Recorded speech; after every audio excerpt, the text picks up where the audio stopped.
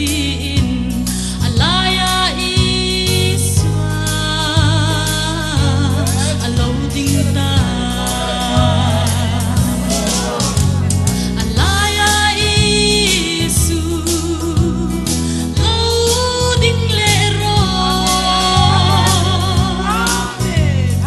nam le nam chi le tuang le u le nau kara tin lệ câu sanh tin na rem na khen thế na laiah isu lâu ding lệ ro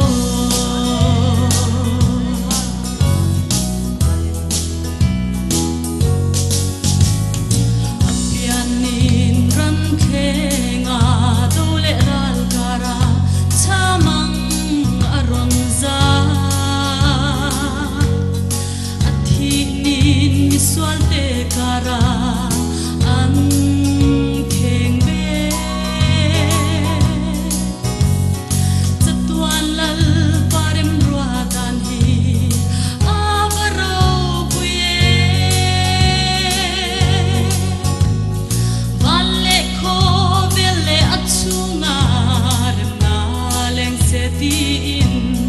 laiah iswa alo ding ta laiah isu lo ding le ro nam le nam chi le kwang le u le nau kara chung ko tin le câu sanh tin na rem na khen thế na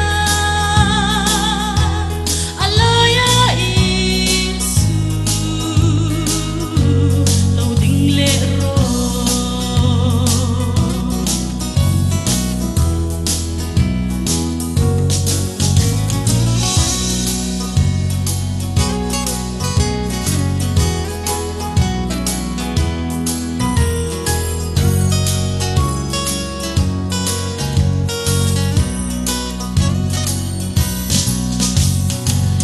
vai mangai ya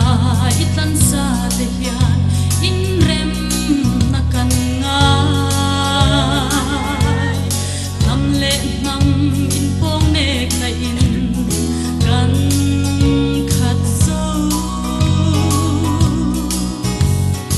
u le nau te in kara po swalin ro